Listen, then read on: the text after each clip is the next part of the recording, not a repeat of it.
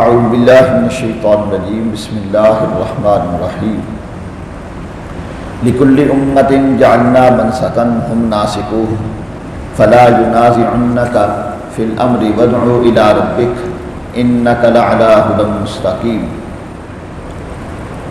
آمنت باللہ صدق اللہ مولانا العظیم۔ سورہ حج کی آیت نمبر 67 کی تلاوت کی گئی۔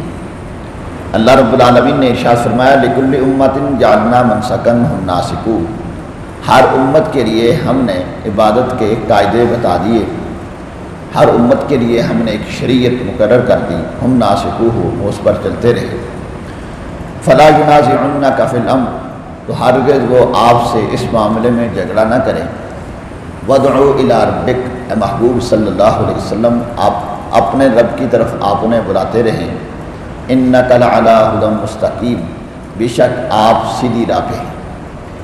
اس آیت مبارکہ میں اللہ رب العالمین نے یہ بیان فرمایا کہ حضرت آدم علیہ السلام سے لے کر حضرت عیسیٰ علیہ السلام تک مختلف انبیاء کرام علیہ السلام تشریف لاتے رہے اور اپنی اپنی امتوں کو راہ ہدایت کی طرف بلاتے رہے، اور ہر ایک کے لیے ایک طریقہ کار معین تھا، کسی کی عبادت کا، روزوں کا، نماز کا، حج کا، جو طریقہ کار تھا وہ اس طریقہ کار کے مطابق انبیاء کرام علیہ السلام انہیں بلاتے رہے۔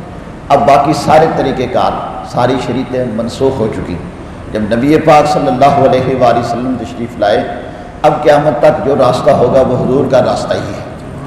اب جس نے کامیابی حاصل کرنی ہے، جو یہ چاہتا ہے کہ مجھے کامیابی مل جائے دونوں جہانوں میں، تو اس کے لیے ایک ہی راستہ ہے، اور وہ ہے ان الدین عند اللہ الاسلام، کہ اللہ کے نزدیک دین اب صرف اور صرف اسلام ہے، نہ یہودیت، نہ عیسائیت، نہ کوئی دوسرا مذہب۔ اللہ کے ہاں اب کوئی دوسرا قابل قبول نہیں ہے، کیونکہ اللہ رب العالمین نے ساری امتوں کے آخر میں اپنے محبوب کی امت کو اور سارے رسولوں کے آخر میں اپنے محبوب کو پسند فرمایا، اور انہیں اب قیامت تک حضور کو اللہ رب العالمین نے ساری کائنات کے لیے رحمت بنا کر بھیجا ہے۔